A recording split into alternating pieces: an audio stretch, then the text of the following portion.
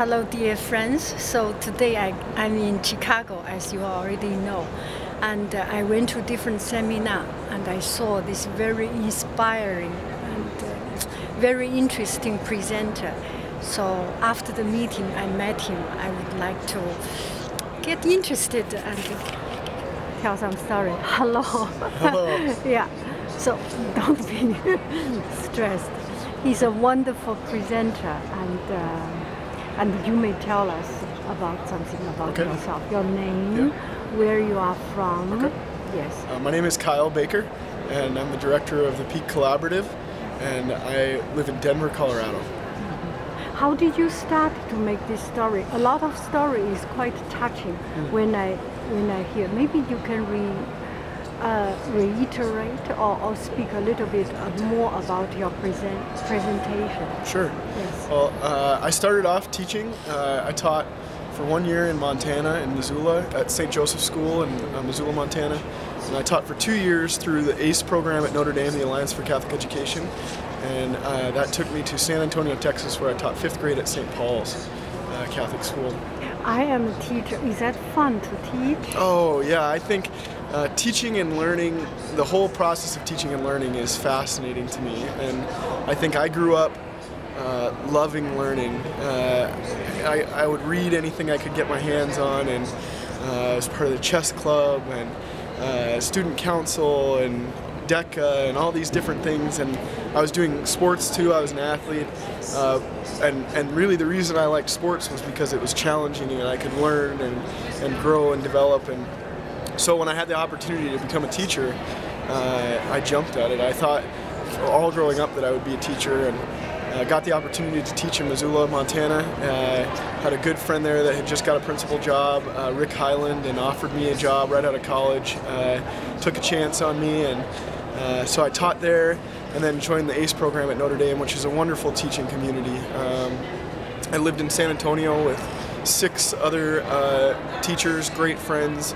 We lived in community together and really grew up as teachers together. And, okay, so as we both teach, I find a lot of inspiration and resource from teaching, but a lot of difficulties. Absolutely. Sometimes, yes. Sometimes become tiring.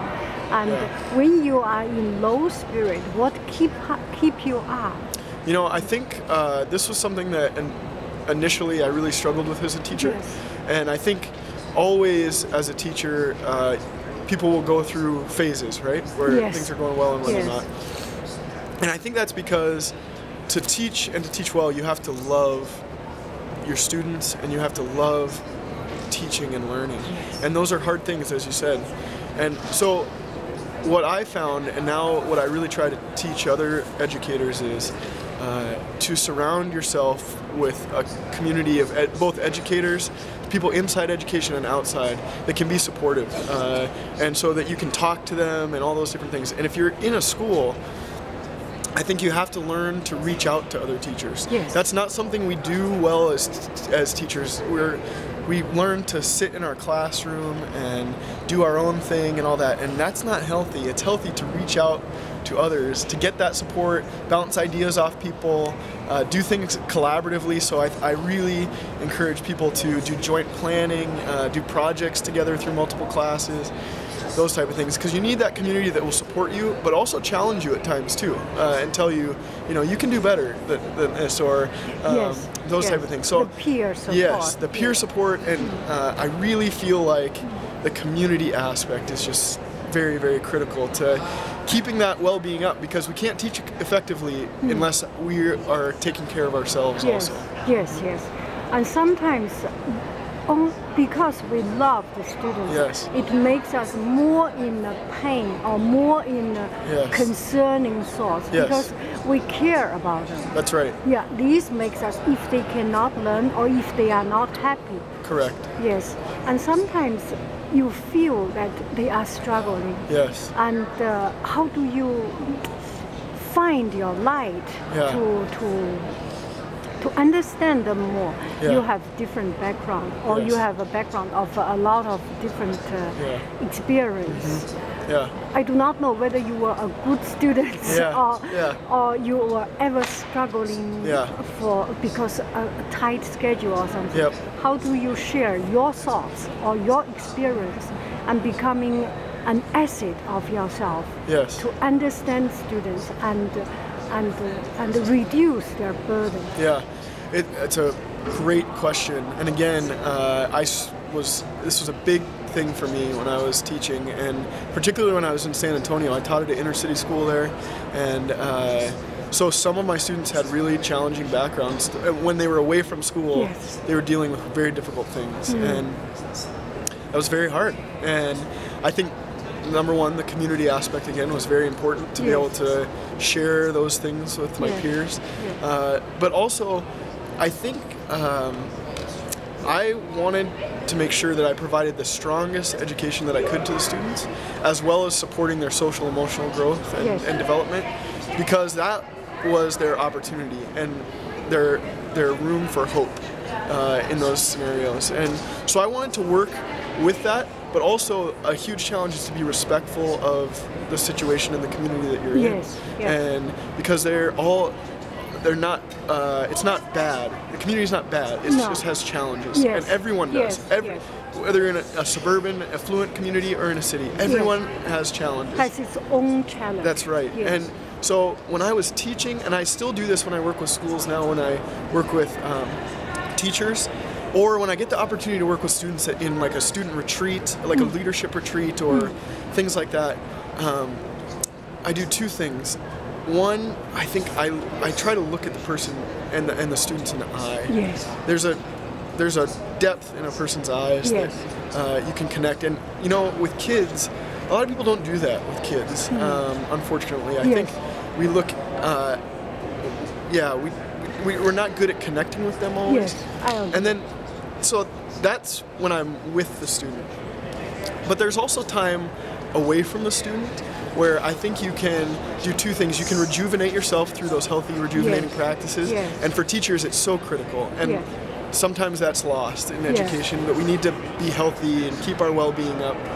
But also, one of the best practices that I had as a teacher that I really encourage other people to try as well is going in after school or before, early in the morning was my favorite time to do this, and sit where the students sit. And really think about what it is that they're experiencing. Think about what they... And even listen to their small talk. That's right. And, but I would go into my classroom when they're, like, very early before the students would arrive, and I would sit in the student's desk, and I would think about, I would imagine that I was a student walking into my classroom and sitting down, and I would think about all of the things that I was experiencing outside of the classroom as that child, and think about what the student is walking in with, and then I would look around my classroom and I would think about what the student is experiencing in the classroom and interacting with me and the subject and their peers, and how those things come together, and to create the moment where the student is in the classroom. And to me, that made all that much more real to me, and it helped me understand the challenges that the students were facing, but not in a burdensome way, in a way that was real, and so that I could acknowledge what was going on and say, okay, this is what we have, and now we can move forward with this. The other key to me, and I think this is a worldview or a perspective, is I really believe in the inherent goodness of people at their core. I really believe people are good at their core, and when you work with children, that is so present to me, that they are good. Even a student who presents challenges, might act out, or might be struggling in school, they're so good.